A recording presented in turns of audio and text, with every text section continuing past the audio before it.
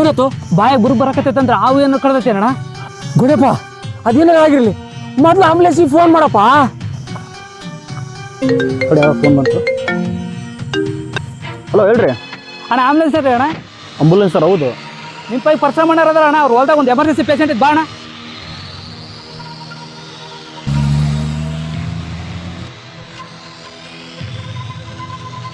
ಬರ್ರಿ ಅಣ್ಣ, ಎಲ್ಲಿದ್ರಿ ಅಣ್ಣ? ಇನ್ನು ಎಷ್ಟೊತ್ತು ಬೇಕಣ್ಣ ನೀವು ಬರಕ? ಏ ಹುಡುಗ ಗಡ ಎಲ್ಲಿಂದ ಬರಕ? ನಿಮ್ ಮೂರ್ ರೋಡ್ ಸರಿ ಇಲ್ಲ, ಒಂದ್ 5 ನಿಮಿಷ ವೇಟ್ ಮಾಡ್ರಿ, ಬರಕತ್ತೀವಿ. ಬರ್ರಿ ಗಡ ಬರ್ರಿ, ಗಡ ಬರ್ರಿ. ಬರ್ರಿ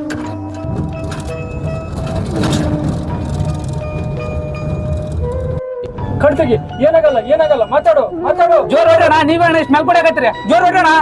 ರೋಡ್ ನೆಟ್ಟಿಗೆ ನಾವೇನ್ ಮಾಡಕಪ್ಪ? ನಿಮ್ ಮೂರ್ ರೋಡ್ ನೆಟ್ಟಿಗೆ ಮಾಡ್ಸಿದ್ರೆ ನಾವು ಜೋರ್ ಹೊಡಿತಿರ್ಲಿಲ್ಲ. ಒಳಕರ್ಕೊಂಬ ಈಗ ರೈಟಿಗೆ.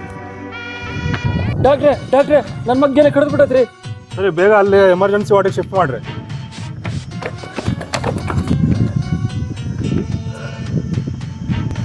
ಡಾಕ್ಟ್ರೆ ನಮ್ಮ ಮಗುಗೆ ಏನಾತ್ರಿ? ಎಂತ ಕೆಲಸ ಮಾಡಿದ್ರಿ ನೀವು? ಇನ್ನ 5 ನಿಮಿಷ ಬೇಗ ಕರ್ಕೊಂಡ್ ಬಂದಿದ್ರೆ ಆ ಮಗು ಜೀವ ಉಳಿತಿತ್ತು.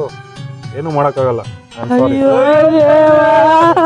ಅಯ್ಯೋ ಗೋಡಪ್ಪ, ನನ್ನ ಮಗನ ಉಳಿಸಕ್ಕಾಗಲಿಲ್ಲ.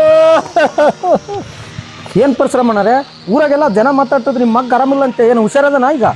ಡಾಕ್ಟ್ರ್ ಏನಂದ್ರೆ 5 ನಿಮಿಷ ಮುಂಚೆ ಕರ್ಕೊಂಬಂದಿದ್ರೆ ನಮ್ಮ ಮಗು ಉಳಿತೈತೆ ಅಂತಂದು ಹೇಳಿದ್ರಣ್ಣ. ಮತ್ತೆ ಯಾಕೆ ಲೇಟ್ ಮಾಡಿರೋ? ಗಡ ಕರ್ಕೊಂಬರಕ್ಕಾಗಲ್ಲ ನಿಮಗೆ? ಏನು ಮಾಡ್ತೀಯಪ್ಪ, ಊರಿಗೆ ಒಂದು ರೋಡ್ ಇಲ್ಲ, ಒಂದು ಒಳ್ಳೆ ಆಸ್ಪತ್ರೆ ಇಲ್ಲ. ನನ್ನ ಮಗ ಸತ್ತು ಹೋಗ್ಬಿಟ್ನಪ್ಪ,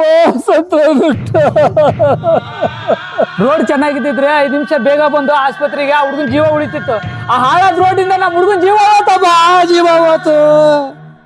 ಎಲೆಕ್ಷನ್ ಟೈಮಲ್ಲಿ ನಿಮ್ಮ ಊರಲ್ಲಿ ರೋಡ್ ಚೆನ್ನಾಗಿದೆನಾ ಅಥವಾ ಚರಂಡಿ ಚೆನ್ನಾಗಿದೆನಾ ಅಂತ ನೋಡೋದು ಬಿಟ್ಟು 500 ರೂಪಾಯಿ 1000 ರೂಪಾಯಿ ಕ್ವಾರ್ಟರ್ಗೆಲ್ಲ ನಿಮ್ಮ ಓಟ್ಗಳನ್ನ ಮಾರ್ಕೊಂಡಿರೋ ಪರಿಣಾಮನೇ ಇದು. ಇವ್ರ ಮಗನ ಜೀವ ಹೋದಂಗೆ ನಾಳೆ ನಿಮ್ಮ ಮಕ್ಳ ಜೀವ ಹೋಗ್ಬಾರ್ದಂದ್ರೆ ನೀವು ಇವಾಗಲೇ ಎಚ್ಚೆತ್ಕೋಬೇಕು. ಇಲ್ದಿದ್ರೆ ನೀವು ಉದ್ಧಾರ ಆಗಲ್ಲ, ಈ ದೇಶನೂ ಉದ್ಧಾರ ಆಗಲ್ಲ.